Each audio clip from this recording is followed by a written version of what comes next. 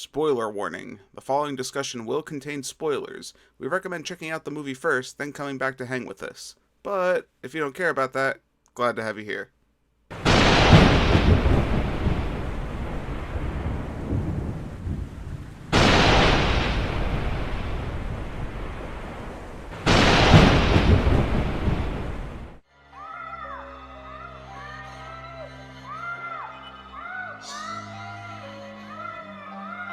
Jason. All right, everybody, welcome back to another episode of The Real Review. My name is Kevin. And I'm John. And we are The Real Movie Guys. Welcome to Real Terror Month, a series where we discuss the movies that will send chills down your spine. On today's episode, we're talking about Friday the 13th, Part 7, The New Blood. Years after Tommy Jarvis chained him underwater at Camp Crystal Lake, the dormant Jason Voorhees is accidentally released from his prison by a telekinetic teenager. Now, only she can stop him. So, John, 7 movies in. How you feeling? I feel like we're going downhill from here. I don't know. I think we're at the start of something. That's what I gotta say. I think we're at the start of something. It seems like Jason's rolling down the hill. Yeah, so The New Blood doesn't really continue the trend we saw from Jason Lives. Jason Lives was a dark comedy, essentially, right? It didn't take itself too seriously, and had a good time with the series. It was kind of refreshing. Both me and you really enjoyed that movie for what it was. Then we came to this movie, and where you would think they would try to continue with that trend, they kind of didn't. They kind of backpedaled a lot on that movie. Wouldn't you agree?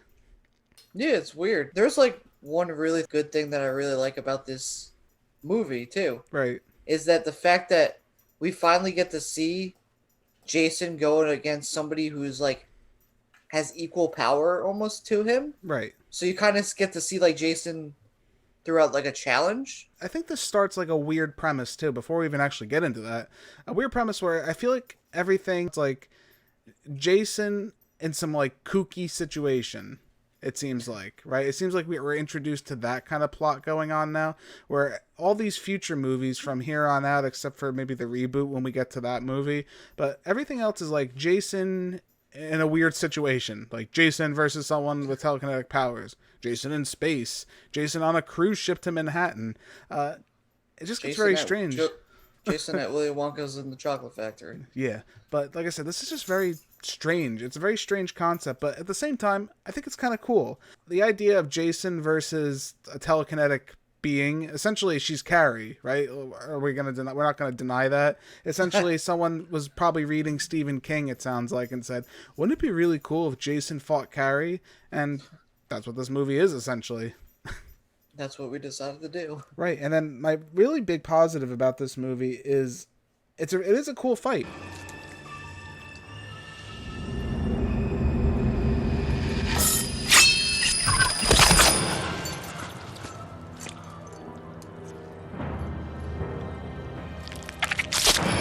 I do think that's actually a pretty cool concept of this movie. The whole end scene when Jason versus new Carrie or Tina.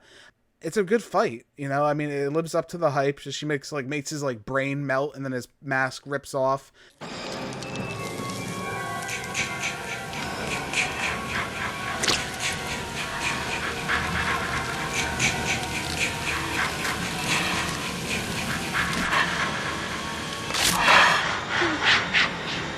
She has some cool things where she throws furniture and stuff at him.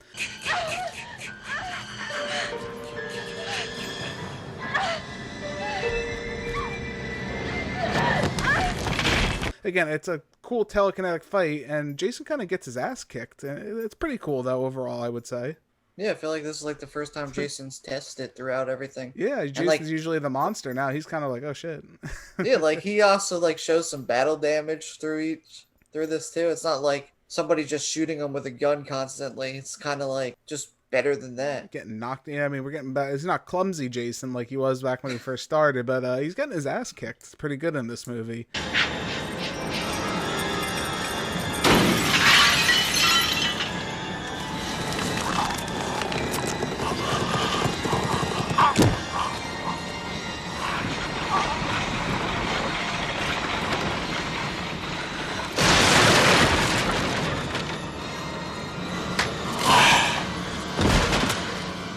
one of the main things I really do like about this is I love Jason's overall design in this movie. I like how there's like subtle things when you look at him, like his spine's hanging out of his back when you look at his costume design, or like his jaw is slightly like ripped apart and there's like cracks all over the mask, and he's battle damaged, right? This Jason, they're really leaning into like zombie Jason, and he's pretty intimidating looking, I would say. I think this is one of the better Jason actors too. I don't know if you would agree. Oh yeah, definitely. I feel like Yeah, Kane Hodder is his name, and he's a pretty big dude. You know, he's not really, I wouldn't say he's super tall, but he's like big, like broad, and like he's kind of like a Just, like, monstrous stocky. looking. Yeah, and it's like monstrous looking like display, and he's very intimidating as Jason in this movie.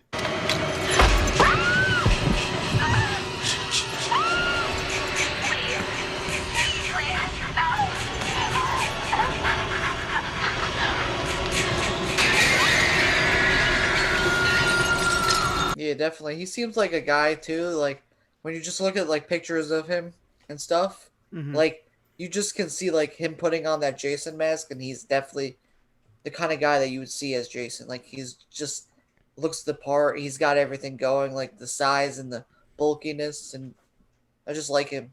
Yeah, no, I couldn't agree more. And even more interesting, the scene where he's set on fire.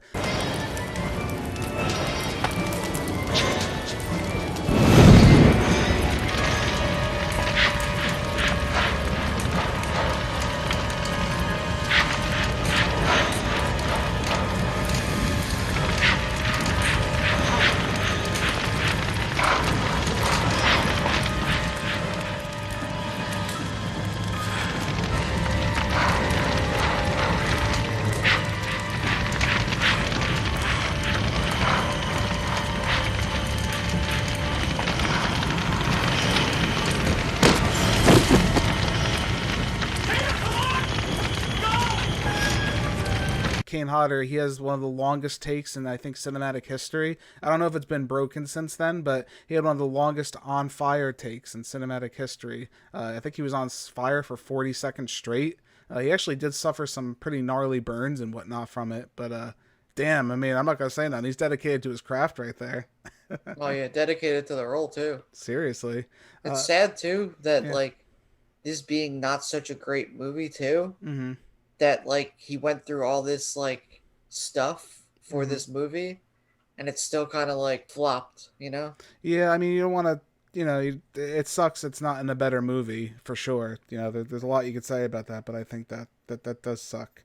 That's really the only positives I honestly had about this movie. There really isn't that much. The rest of this is pretty freaking terrible. So, right off the bat, the cast is absolutely terrible. Now, we've dealt with terrible actors, right? I mean, there's so many, I can't even begin to list them from all these movies. And sometimes we get like a hint of like, they're decent, but no one's ever good. But I think this movie really takes the cake, where I cared about not a single person in this movie.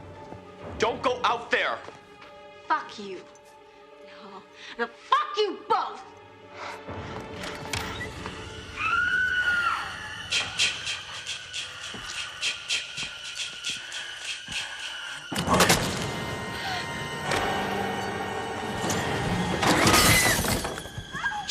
Just Jason was the only thing I cared about. Well, yeah, that seems to be like a theme too with these movies. Like, it's almost like one of those things that like, it kind of makes you think to yourself too, like during these movies, like, why am I rooting for the bad guy? Right. And Like, even these more so people- this time I was, and I couldn't wait for like just get rid of all these other people so we can get to the psychic showdown. You know, that's really what I was waiting for. Like you almost see in some of the films like that we're gonna be talking about like later too. Like you almost want them to be like, all right, let's go through these minor characters like really quick, and then let's get to like the real thing that we're Right. trying to show here. No, right. And that brings me to the next thing. This plot makes absolutely no sense. It really does.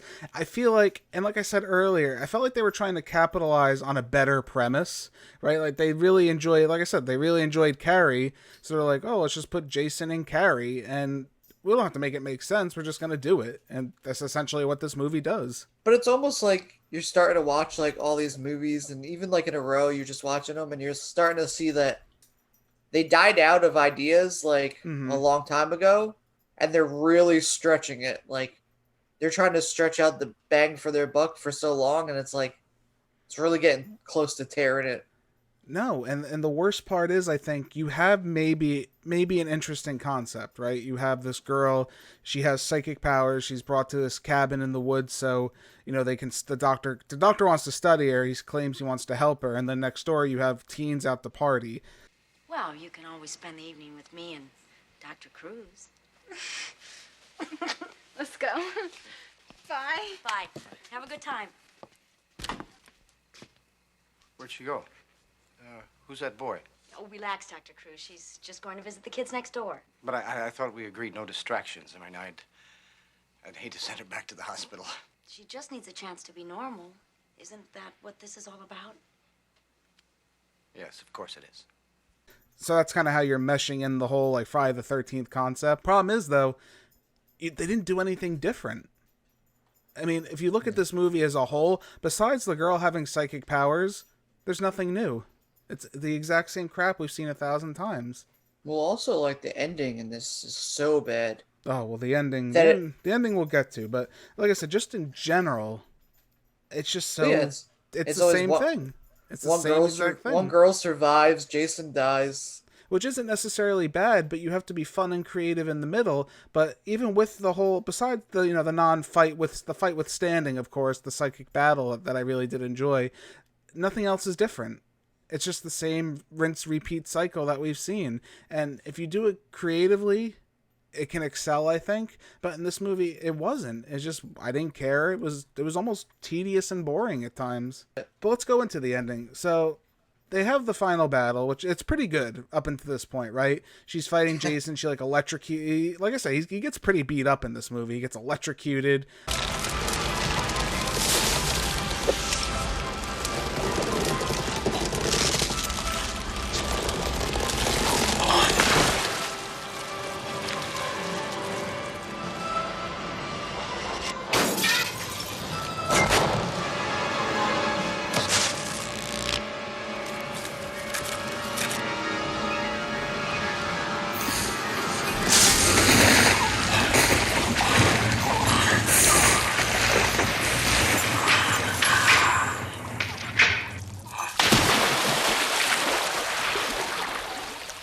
Lit on fire, which was awesome. It was a really cool scene. So again, congratulations to Kane Hodder. Very, very enjoyable. They battle out to the dock, and so she's fighting Jason on the dock, and he's like roaring, he's like about to kill them. Suddenly she summons her dead dad from the bottom of the lake to grab Jason and drag him underwater.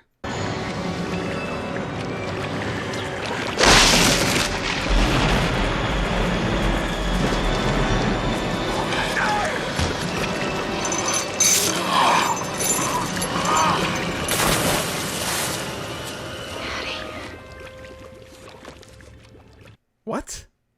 Well, and, like, What? that's not even the worst part about it.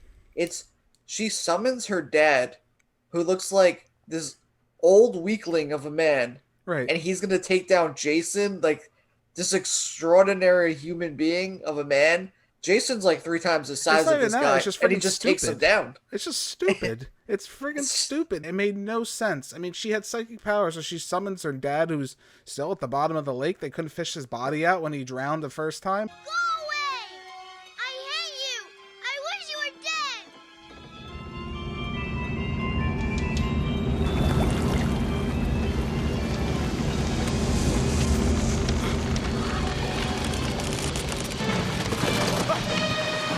Oh my God!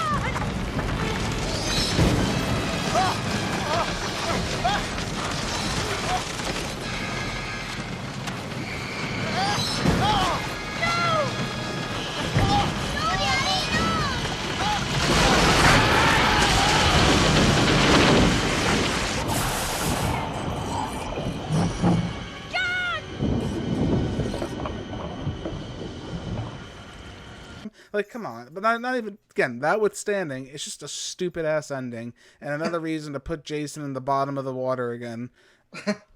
I like the idea of him. I kind of like the idea, actually, of her waking him up in the beginning. I thought that was kind of cool. Like, she accidentally released him because she sensed something at the bottom.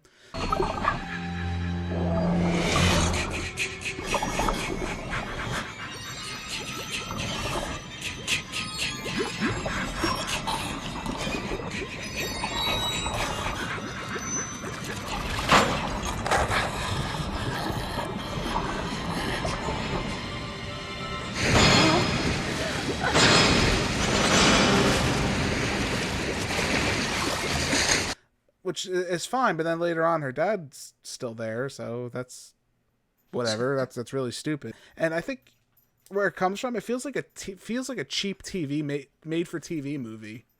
I don't know if you got that definitely. vibe. I really got that vibe from just the way it was shot, the way like the costume design looked. Jason, of course, though, he does look extremely, everything, all the budget was really put into Jason's look. They did have really good makeup artists, even his ugly skeleton monster face.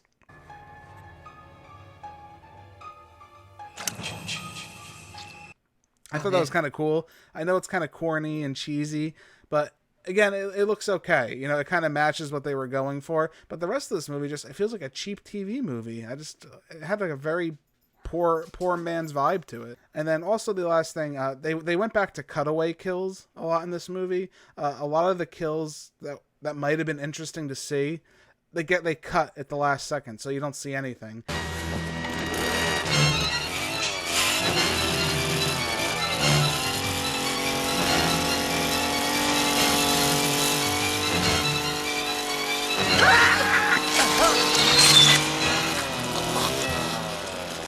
The one I actually did really thought would have made me my real kill, because I thought it was kind of funny, was the party horn scene where the one girl's hanging out the window of the car, and Jason takes one of those like party horns and like shoves it in her head.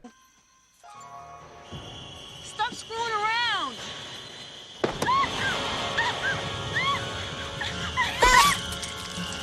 But you don't see anything. So it completely negates any of the impact that scene could have had. Well, see, that's my other problem too with a lot of these movies lately too, is that a lot of the kills happen off screen, Right. and it's kind of like almost in a way pointless. It's kind of like, what is the point of having all these off screen kills just to make Jason seem more badass than he is? Right. But you could do it where he kills less people Mm-hmm.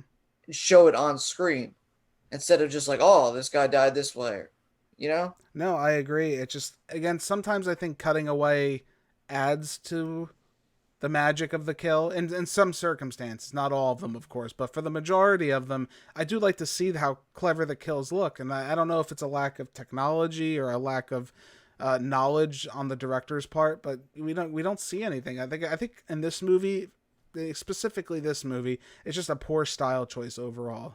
It's tough. I really wish I had more things to say about this movie. This is one of the few where I feel like it was like a filler movie, right? I feel like someone said, all right, just make one. We need a quick movie. You got an idea? All right, we'll just make this. We got to put this movie out real quick. I don't find it like super offensive, this movie. I don't think a lot of people do. I feel like it's just kind of there, right? Because essentially, the movie starts and ends with the exact same thing. Jason's in the bottom of the lake, he gets out, and he's right back where he was when we first started. So essentially, this changes nothing to the overall story. No, this is like a plot holder. Like, hey. It's just holding the spot. It's like, all right, well, we got to think of something better. So this movie happened. You guys like Carrie? Oh, I bet you do. All right, we're going to get her in this movie. Again, very interesting concept, but nothing came to fruition of it. And I wish I could even say more about the plot, but the plot doesn't interest me, and I really don't want to bore all of you guys at home with it, because there's nothing really to say about it that's interesting, or I have anything to really critique. It's just not that good. It's not. No. It's one of those movies that after you watch it, you're kind of like, it's forgettable. Extremely forgettable. Too. I wouldn't say it's the worst in the series, not by a long shot, but it's forgettable. Overall, it's just forgettable, and sometimes it's just good just to move on, The only thing major positive, like I said, Kane Hodder as Jason is a fantastic Jason. I wish he had more time with the role, because I think he's a really good Jason overall, and I think he loves the part. You could tell, just in interviews with him and stuff where I've seen him speak about playing Jason. I think he's a good. He could have done more with the role if he was given more time. I think we're at that point of the review where we're gonna give our Real Kill Award.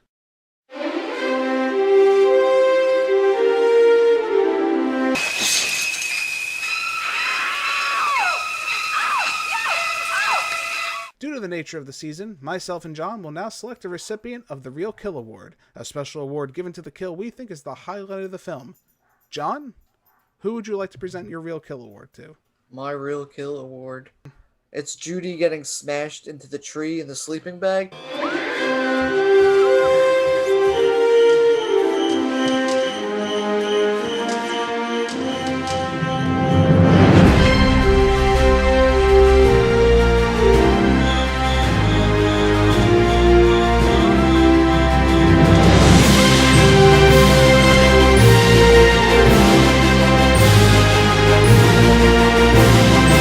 where he's just like whipping her around and smashes her into the tree in her sleeping bag. I would argue, and I think a lot of people who are fans of Friday the 13th, the series, would argue that's one of the most iconic kills in Friday the 13th. It's brutal. It's nasty. He just picks her up in that sleeping bag and he smacks her against that tree.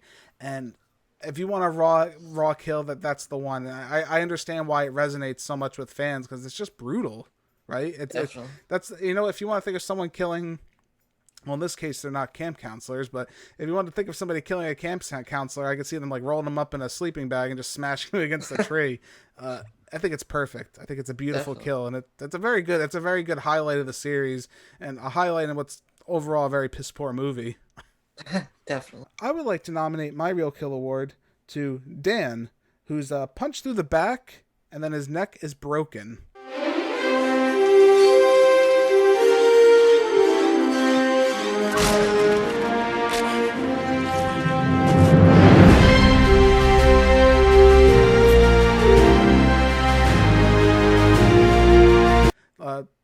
Let me set up the scene for you.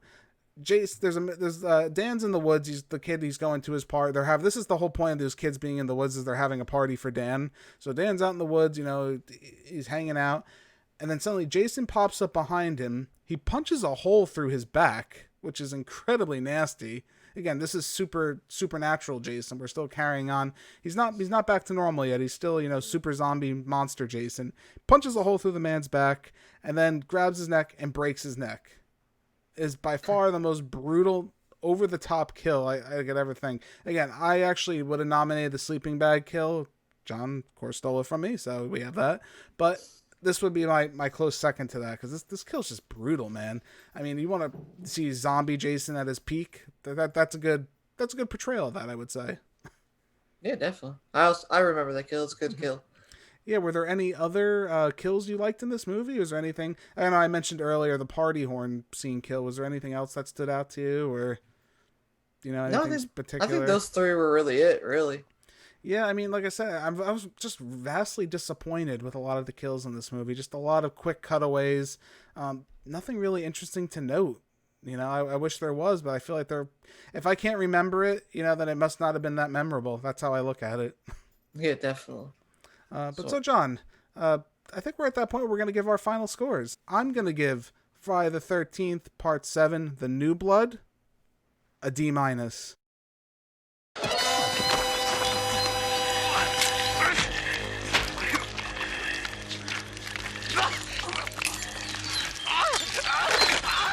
This movie just coasts for me. It's not an F. It's not that bad. I think there is some enjoyment to be had, especially with the psychic fight at the end of this movie. Interesting concept, just extremely poorly executed. I have to give, all the props to Jason in this movie. That's my main takeaway. Kane Hodder, just pay that man some respect. He lit himself on fire for 40 seconds. Just check out the movie, just to justify that man doing this to his body. It's an entry in the franchise. It's something I think it's best just forgotten and moved on. John, where are you at with this movie? I give this movie a D.